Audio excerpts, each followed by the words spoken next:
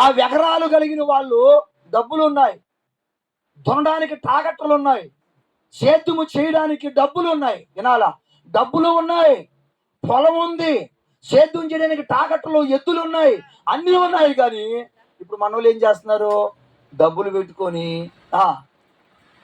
పొలాలు పెట్టుకొని, చేతులు ముందు పెట్టుకొని గమ్మును కూర్చొని ఉన్నారు. మనందరం వెళ్ళి, కుమారు కయ్యి ఉంది కదా వ్యవసాయం పెట్టాయి అన్నాం అనుకో, అని ఏమంటాడు తెలుసా? డబ్బులు ఉన్నాయ్యా, వాన లేదయ్యా. నీళ్ళు రావట్లేదు. డబ్బులు ఉన్నాయ్యా, వాన లేదయ్యా. ఆ వాన ఎప్పుడు వస్తుందో వాన కోసం నేను కనిపెట్టుకొని ఉన్నానయ్యా. ఒక మాట చెప్పేదా, వాన కురవకపోతే మనిషికి తాగేదానికి కూడా నీళ్ళు తక్కువైపోతాయి. బోర్లు వేసినా బోర్లో సక్రంగా నీళ్లు పడు. నేను అంటాను, ఒక మనిషి బతకాలన్నా, ఒక పంట పండాలన్నా, ఒక భూమి పండాలన్నా, మంచి పదార్థాలు ఇవ్వాలన్నా, ఒక మనిషి ఆరోగ్యంగా ఉండాలన్నా, ఆకాశము నుండి భూమి మీద ఉన్న మనిషి కొరకు వర్షం ఖచ్చితంగా రావాలి. ఈరోజు ఒక మనిషి డబ్బుతో బతకడు, భూమి ఉన్నంత మాత్రం బతకడు, మిద్దున్నంత మాత్రం బతకడు, కోటేశ్వరుడు చదువు సన్నాసి ఉన్నంత మాత్రం బతకడు. భూమి మీద బతుకుతున్న ప్రతి మనిషికి అవసరమైనది ఏంటో తెలుసా? వర్షం. చప్పట్లు కొట్టండి గట్టిగా, కొట్టండి గట్టిగా, హల్లెలూయా. చెప్పండి గట్టిగా, హల్లెలూయా, హల్లెలూయా. అందుకని యేసయ్య అన్నాడు యెషయా గ్రంథంలో, ఇదిగో కడవరి వర్షం లాగా, తొలకరి వర్షం లాగా నేను మీ మధ్యకు వస్తాను. ఎందుకు వస్తాను? మీ భూమిని తడపడానికి. కుమారో, భూమి తడపబడినప్పుడు దాంట్లో పంట పండుతుంది, భూమి తడపబడినప్పుడు ఆ భూమి పగిలిపోతుంది. అట్లా చెప్పేదా? భూమి తడపబడినప్పుడు ఆ భూమి ఫలాలు ఇస్తుంది, భూమి ఎండిపోయినప్పుడు అది దేనికి పనికిరాదు. నిన్న మేము అక్కోలు ఇంటికి పోయిన అంగమాపురం పోయాం, చిన్న ప్రార్థన పెట్టి ఫోన్ చేసి వద్దామని. వినాలా పోయేటప్పుడు ఆ బాలాపల్లి దాటిన తర్వాత అనుకుంటాను, ఆ బాలాపల్లిని దాటిన తర్వాత పైర్లు ఏమీ లేవు. పైర్లు ఏమీ లేవు. ఆ పైర్లు కోసేసి, పొలాలు కోసేసి చాలా రోజులైంది. ఇప్పుడు చాలా రోజులైన కోసేసిన తర్వాత ఆ కైలో ఇప్పుడు నీళ్లు పెడుతున్నారు మోటార్లు వేసి. నన్ను చెప్పిన మాట, పైరు కోసి చాలా రోజులైంది. పైరు కోసి చాలా రోజులైన తర్వాత ఇప్పుడు కోసేసిన కైలుకి ఏం పెడుతున్నారు? నీళ్లు పెడుతున్నారు. పెట్టి నీళ్ళు ఎన్ని రోజులు ఉంటాయి? పెట్టిన నీళ్ళతో ఏమైనా పంట పండించగలరా? పెట్టించిన నీళ్ళతో ఏమైనా వ్యవసాయం చేయగలరా? ఇప్పుడు వ్యవసాయం చేయాలంటే ఏం రావాలా? వర్షం రావాలా. పగిలిపోయిన నీ కాపురం కట్టబడాలంటే ఏమి రావాలా? చీలిపోయిన నీ చరిత్ర తిరిగి మళ్ళీ కట్టబడాలి, ఏం చేయాలా? వర్షములాగా ఉన్న యేసయ్య నీ దగ్గరికి రావాలా. స్తోత్రం, హల్లెలూయా. చూడండి పెట్టి ప్రకాశ్, హల్లెలూయా. చూడండి, మంచి మాట ఒకటి ఉంది. యాకోబు రాసిన పత్రిక 5వ అధ్యాయము 14వ వాక్యం చదువుకుందాం. యాకోబు రాసిన పత్రిక 5వ అధ్యాయం 14వ వాక్యం. మంచి మాట, త్వరగా చదువయ్యా. మీలో ఎవడైనను రోగి ఉన్నాడా? యాకోబు రాసిన పత్రిక 5:18. అతడు మరలా ప్రార్థన చేయగా ఆకాశము వర్షం ఇచ్చెను. చూడండి, అతడు ప్రార్థన చేయగా ఆకాశము వర్షం ఇచ్చెను, భూమి తన ఫలము ఇచ్చెను. ఏంటమ్మా? ఆకాశము వర్షం ఇచ్చిన తర్వాత భూమిలో నుండి పంట వచ్చింది బయటికి. వర్షం లేనప్పుడు కొన్నేళ్ళన్నా మనం ఇందాక ఇరిమియా గ్రంథంలో చదువుకున్నాం, వాళ్ళు వర్షం కొరకు ఎదురు చూస్తున్నారంట, వర్షం పడలేదంట, భూమి చీలిపోవటం వలన బట్టలు కప్పుకొని చిగ్గుతో వెళ్ళిపోతున్నారంట. ఇప్పుడు అదే చీలిపోయిన భూమి మీద, అదే పగిలిపోయిన భూమి మీద, అదే వ్యర్థమైపోయిన భూమి మీద ఇప్పుడు వర్షం కురిచింది. వర్షం కురవగానే భూమిలో నుండి ఏమొచ్చిందంటయ్యా? మంట. తల్లపైకి ఎత్తండి. నీళ్ళతో బతికిన చెట్టును చూడండి, వర్షం ద్వారా బతికిన చెట్టును చూడండి. నువ్వు నీళ్లు పోసే పెంచే చెట్టును చూడు, వర్షం ద్వారా బతికే చెట్టును చూడు. వర్షం ద్వారా బతికే చెట్టు, దాని ఆకులు పచ్చగా ఉంటాయి. నవ అంటే వచ్చేస్తుంది పైకి, అది తొందరలోనే కాపుకొచ్చేస్తుంది. నేను చెప్పబోయే మాట ఏంటంటే, అతడు ఏలియా ప్రార్థన చేశాడంట, వర్షం కురిచిందంట.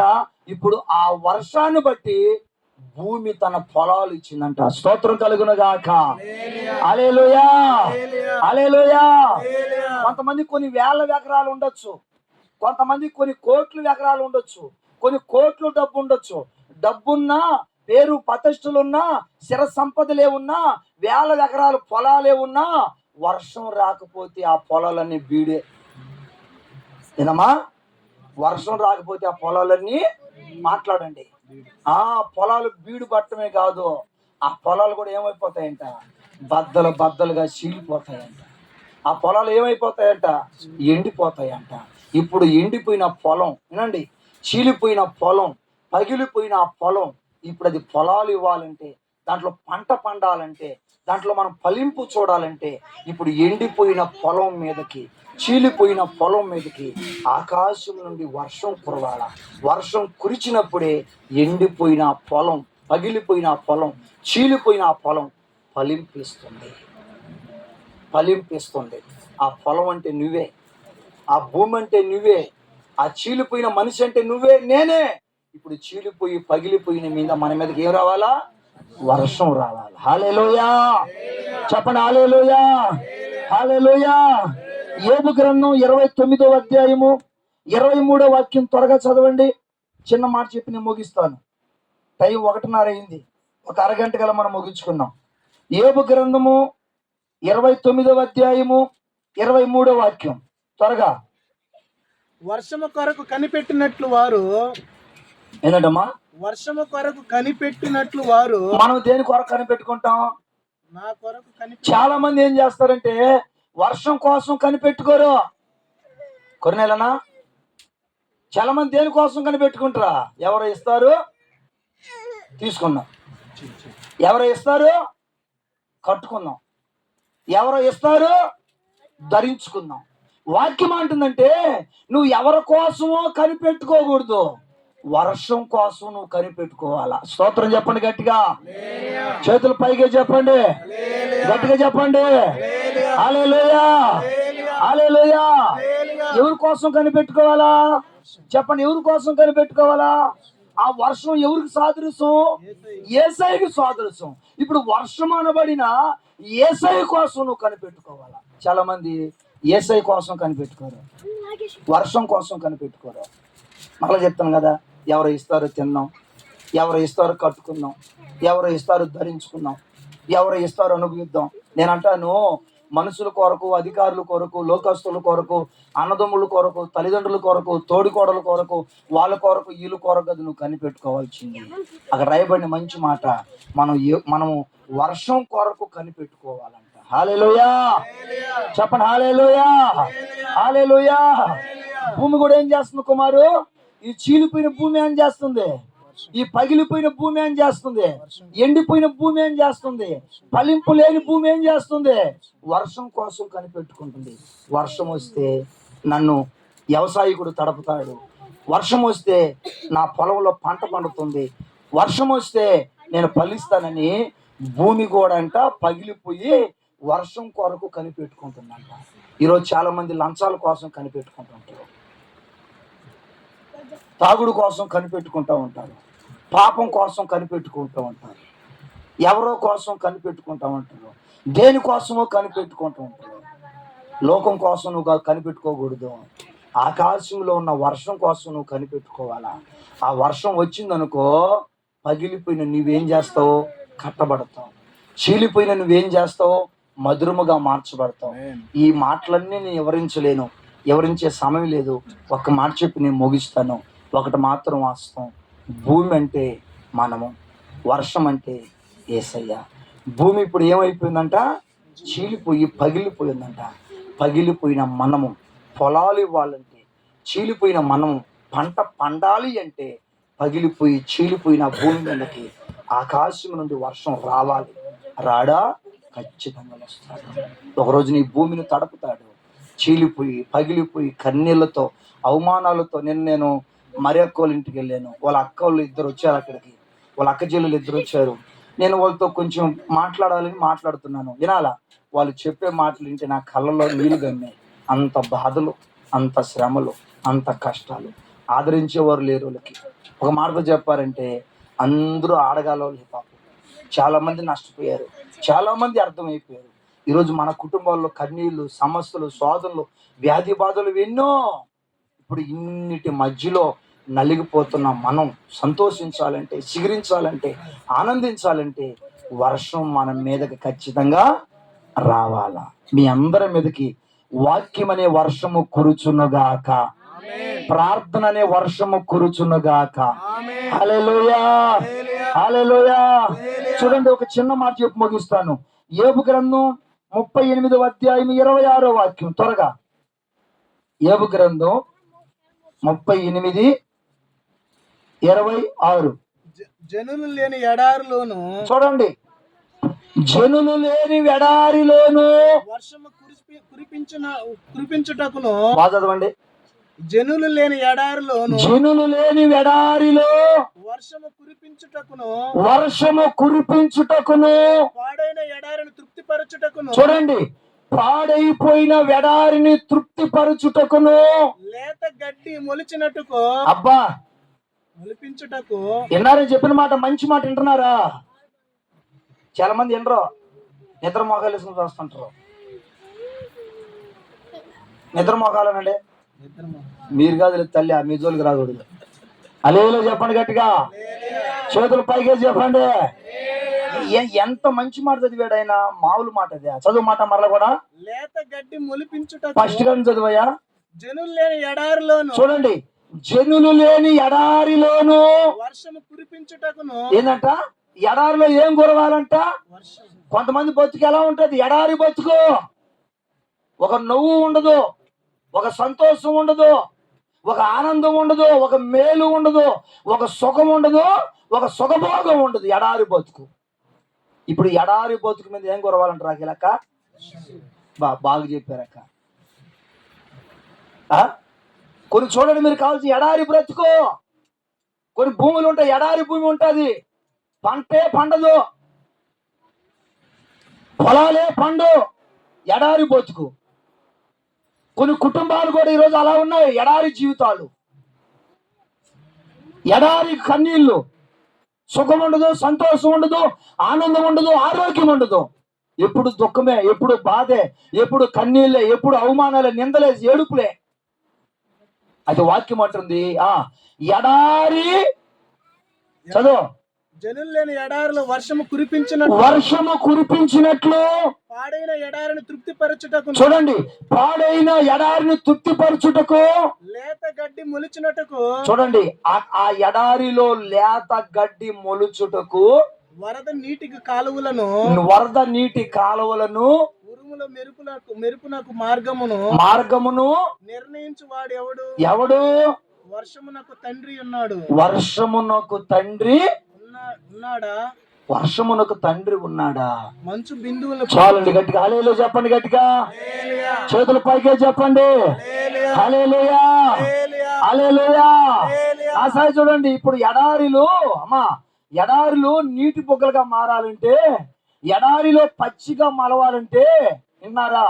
వరదలో నీటి కాలువలతో నింపబడాలంటే ఇప్పుడు అక్కడికి ఏమి రావాలంట? వర్షం రావాలి.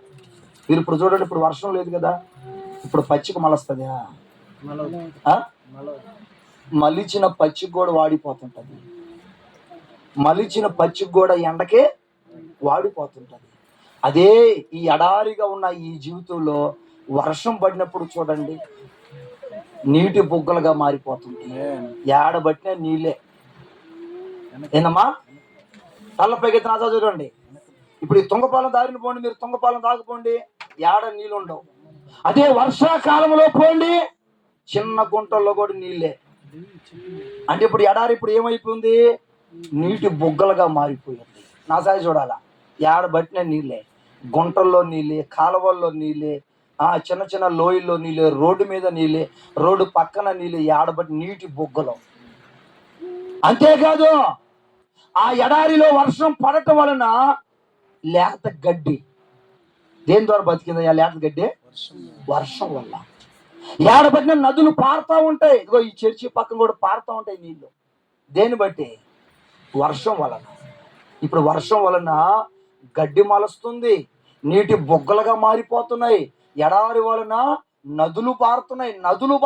చూడండి, ఇప్పుడు వర్షం కురిచినందున నీటి బొగ్గలు, వర్షం కురిచినందున గడ్డి మొలక, వర్షం కురిచినందున నదుల నిండా నీళ్ళే. ఈ మధ్య నేను పులికలు ప్రార్థన పోతుండా ఈ శాగనం మీద పడి, చూడండి, ఈ శాగనం మీద పడి ఆ తిప్పిరెడ్డి పల్లె దాటుకొని నేను పులికలు ప్రార్థన పోతా ఉంటే అక్కడ చెన్నైకి పోయే కాలువ ఒకటి ఉంది. కాలువలో నీళ్లు ఎప్పుడు ఫుల్లుగా పోతుంటది, కాలువలో నీళ్ళు. కారణం ఏంటి చూస్తే నేను ఆలోచించాను, వర్షం లేనందున ఆ పెద్ద కాలువలో కూడా నీళ్లు తగ్గిపోయినాయి. అదే మీరు వర్షాకాలంలో ఆ దారిని పోయి చూస్తే మీరు ఆ దారిని పోవడానికి భయం వేస్తుంది. ఎందుకంటే ఆ కాలం అంతా ఫుల్లుగా పోతుంటుంది. ఎప్పుడు? వర్షాకాలం. ఎండాకాలం నీళ్ళు, వానాకాలం ఫుల్లుగా పోతుంది. మీరు కావాల్సింటే చూడండి, అదే వర్షాకాలంలో ఒక్కసారి మనం పొలాల వైపు చూస్తే అబ్బో, ఆ టాకట్ల దున్నటాలు, ఆ నారు విత్తనాలు చల్లటాలు, ఆ చెంగోరు చేయటాలు, ఆ నీళ్లు పట్టటాలు, రైతులందరూ పొలాల్లోనే ఉంటారు, రైతులందరూ ముందు చాలుతూనే ఉంటారు, రైతులందరూ ముందు కొడుతూనే ఉంటారు, కలుపులు తీస్తూనే ఉంటారు, వింటున్నారా, పైరు కోస్తూనే ఉంటారు, గిడ్డి మోపులు కడుతూనే ఉంటారు. వర్షం కురిచినప్పుడు ఎంత సంతోషం ఉందండి ప్రపంచంలో. మనిషికి ఎంత ఆనందం ఉంది మనిషికి. అదే వర్షం పడినప్పుడు ప్రజల వైపు చూడండి, చేతి నిండా డబ్బు ఉంటుంది. వర్షం లేని ఎడారిలో చూడండి, కరువు ఉంటుంది. నేను ముగించిపోతున్నాను, ఇంకా చాలా మాటలు రాసుకొచ్చాను. నేను చెప్పబోయే మాట మనం సిగురించాలన్నా, నీటి బుగ్గలుగా మారాలి అన్నా, అర్థమవుతుందా? నదులుగా మనం పారాలి అన్నా అర్థమవుతుంది చెప్పే మాట. మనము ప్రతి విషయంలో మేలు పొందుకోవాలన్నా, చీలిపోయిన అనుభవంలో ఉన్న మనం మేలు పొందుకోవాలన్నా మన మీదకి వర్షం కురవాలి. ఆత్మీయత అనే వర్షం కురవాలి, వాక్యం అనే వర్షం కురవాలి, ప్రార్థన అనే వర్షం కురవాలి. మీకు చెప్పవలసిన మాట మరొకటి కూడా చూడండి. అదే యోబు గ్రంథం 38వ అధ్యాయము 28వ వాక్యం చదవండి. 38:28 త్వరగా. వర్షమునకు తండ్రి ఉన్నాడా, మంచు బిందువులను పుట్టించు. 38 చదవయా. 38 యోబు గ్రంథం 38:38. ధూళి బురదై, చూడండి, ధూళి బురదై పారినట్లును, చూడండి, ధూళి బురదై పారినట్లును, మట్టి పెడ్డలు, మట్టి గెడ్డలు ఒకదానికి ఒకటి అంటుకునినట్లు ఆకాశపు కలశములోను వర్షమును కుమ్మరించు వాడెవడు? చాలని గట్టిగా హల్లెలూయా చెప్పండి, చేతులు పైకే చెప్పండి. హల్లెలూయా, హల్లెలూయా, హల్లెలూయా. ఇక రాయబడిన మాట ఏంటంటే, ధూళి బురదయి మట్టి గడ్డలు ఒకదానితో ఒకటి అతుక్కునేటట్లుగా వర్షాన్ని కురిపించేవాడు ఎవడు? చూశారు మీరు ఎప్పుడన్నా? మీరు ఎప్పుడో చూసారా? అక్క, దారిని పోతా ఉంటాం మనం, దుమ్ము, భయంకరంగా దుమ్ము.